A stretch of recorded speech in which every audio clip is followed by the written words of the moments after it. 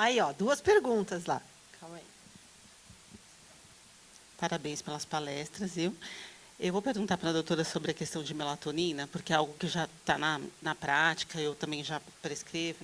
Queria saber um pouco como tem sido as dosagens assim, mais recomendadas, enfim, como se pensa a suplementação. É uma boa pergunta e bastante polêmica. O que você vai encontrar muito nos artigos são dosagens mais altas. O que a gente sabe, isso eu falo por estar dentro de um lugar que faz pesquisa com o professor Tipola, lá no HC, no Instituto da Criança, e a gente, a fim de pesquisa, dosa a 6-sulfatoximelatonina, né, o metabólito urinário dela, e a gente viu que a dose fisiológica dela é de 0,21 miligramas. Tanto é que agora, depois da liberação da Anvisa, só é permitido vender, né, nessa dose de 0,21, que é, de fato, a dose fisiológica. Porém, a gente sabe que, basicamente, não está escrito em lugar nenhum. Né? Tá, a maioria dos artigos usa pelo menos 1 miligrama, chutando baixo. Né? Então, na minha experiência clínica, fontes de pesquisa 0,21, que é a dose fisiológica. Tá? Qualquer dose, além disso, vai acabar podendo ter efeito colateral. Não são efeitos colaterais, assim, não são efeitos adversos super significativos, mas tem efeito colateral. Vocês viram que ela tem uma atuação sistêmica, né? Então ela atua em todos os órgãos, né? Então tem efeitos colaterais, mas também não tem nenhum estudo que fala, tá? Dose.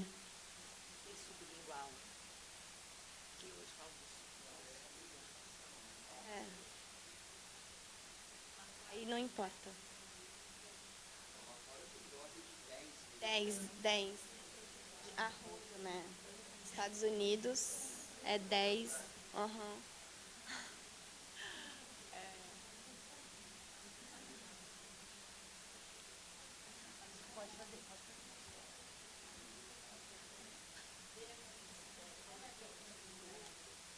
Era a mesma pergunta, então, sobre as dosagens também. Então, passo agora para o Diogo.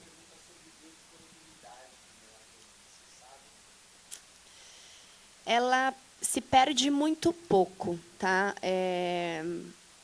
O que sai na urina é de 0,21, mas parece que o que, antes de se passar, né, pelo metabolismo hepático, é 0,3, então não perde muito. Não sei te dizer em números, mas não perde muito, não.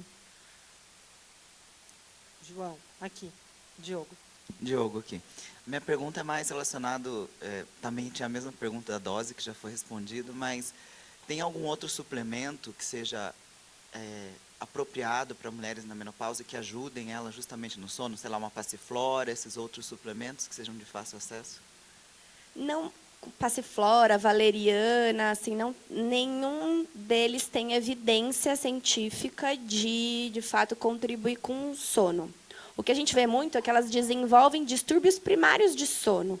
E a melatonina, ela é um hormônio, né, sinalizador do sono. Quando ela tem um distúrbio do ritmo circadiano, aí ela é bem-vinda, porque ela vai entrar nesse sinalizador biótico aí de claro e escuro. Quando a gente está falando de uma mulher que está com a apneia obstrutiva do sono ou está com insônia, aí lembra que a primeira linha de tratamento para transtorno de insônia crônica é a TCCI. E a apneia obstrutiva do sono, além da perda ponderal e exercício físico, no adulto é o CPAP.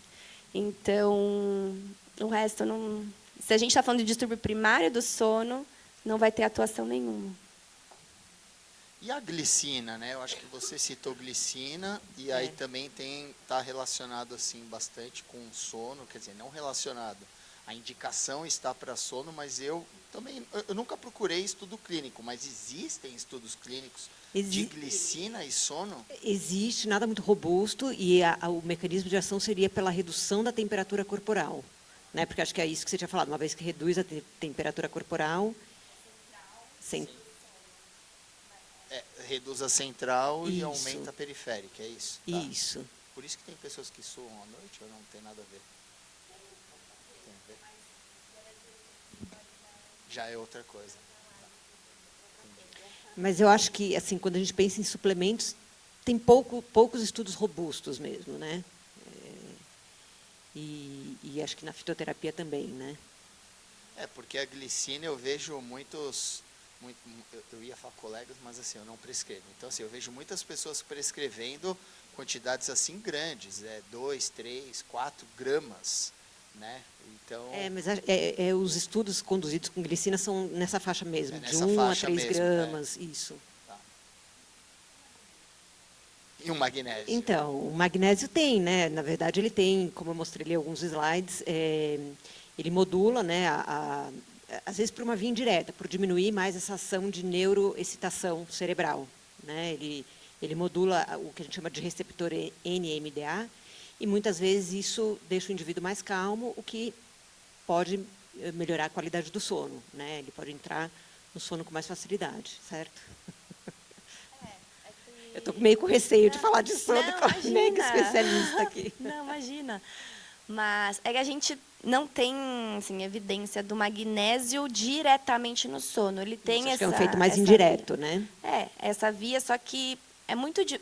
Os pacientes que vêm, eles não vêm com um pouquinho de hiperatividade mental, vem assim, cheio de comorbidade, vem com um monte de distúrbios primários, né? A gente não pode esquecer dos distúrbios primários, sempre, né? Então, principalmente nessa fase.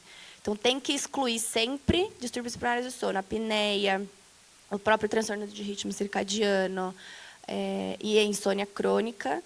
E a hiperatividade mental é um fator contribuinte para a insônia crônica, mas o magnésio sozinho não tem um poder direto na resolução desses distúrbios. Ele pode ser um adjuvante, né?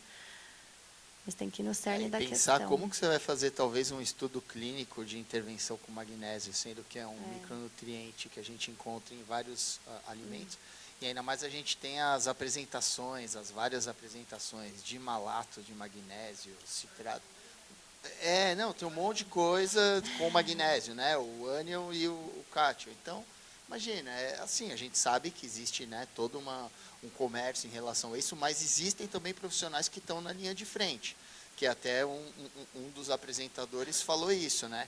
Que muitas das coisas não são comprovadas, mas que clinicamente muitos profissionais prescrevem e vem melhora. Então, assim, não tem estudos clínicos que comprovem. Então, assim, a gente fica naquele, né, como profissional de saúde, a gente fica, não vamos, né, falar que funciona, mas tem pessoas que estão na linha de frente e que veem que funciona. A gente ouve muito relato de magnésio ajudar, né? Muitos pacientes falam mesmo do auxílio do magnésio para sono. Só contribuindo aí que o upper limit, né, para magnésio como suplemento é 350 miligramas. Exato. Então não pode passar disso. Exato. As prescrições são Muitas vezes acima disso. Exato.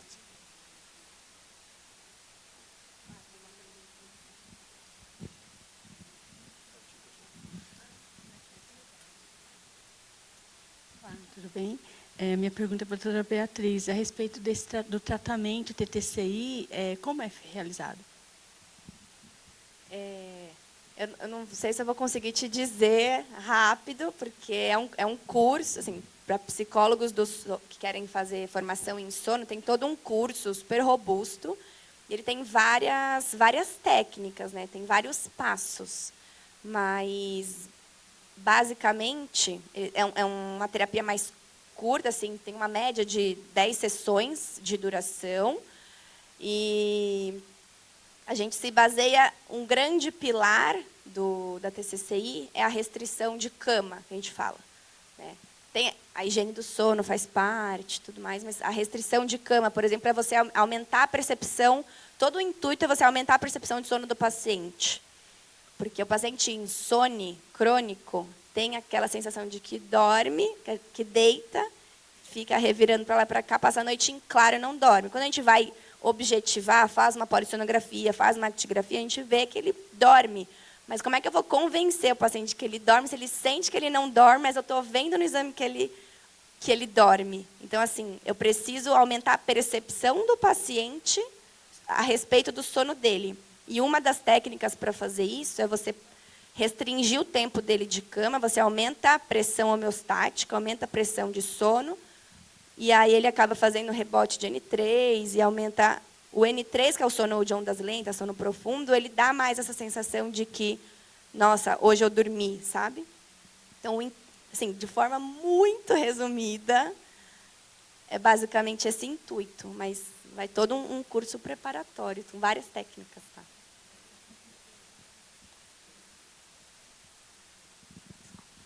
De novo, desculpa. Sobre magnésio, vou voltar no magnésio, desculpa. Com L-treonina, por exemplo, tem algumas associações? Porque, assim, eu tenho alguns pacientes, volto a falar da questão de TDAH e tal, porque o que você colocou, né, na prática clínica, a gente verifica algumas melhoras do paciente, que mesmo olhando em alguns estudos científicos, tal, não, então eu vejo que alguns pacientes melhoraram o sono, né, melhoraram a questão do humor, melhoraram, enfim, o cognitivo, né, entra aí também o ômega 3, não sei se tem alguma relação aqui também dessa questão do sono, mas acho que pelo que você está colocando, está faltando estudo, então, mesmo, né, e acho que vai levar mais tempo para a gente ver isso, mas na prática, eu acho que a gente já está vendo bem. Acho que a experiência clínica é sempre válida, né? Não tem nenhuma robustez de evidência para nenhum tipo de suplemento de forma isolada, mas acho que a experiência clínica é sempre válida. Eu acho que a questão é que a gente fala muito de insônia, a percepção do paciente é o que importa, porque você vai tratar o paciente, a queixa dele, independente do que vem no exame, né? Então, se ele está referindo que está melhorando, se foi o poder do magnésio, se foi a crença dele sobre o poder do magnésio, para mim não importa, porque ele resolveu o problema dele, né? Mas não tem realmente uma robustez. Tá? É isso que eu ia falar, a gente não pode negar o poder do placebo. Porque ele é muito poderoso. Eu, como farmacêutico, acredito no placebo. Porque ele faz parte do estudo, controlado por placebo. E muitas vezes você não vê diferença com o placebo. Bom, pessoal, Flá, você quer falar alguma coisa? Não, queria agradecer só aos palestrantes, ao João, que está aqui coordenando até agora também, e a vocês que estão conosco até agora. Desculpa novamente pelo atraso, mas espero que todos tenham gostado e até a próxima. Muito obrigado, pessoal.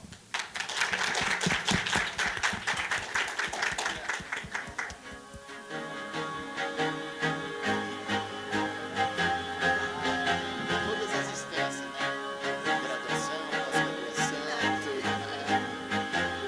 I used to rule the world, seas would rise when I gave the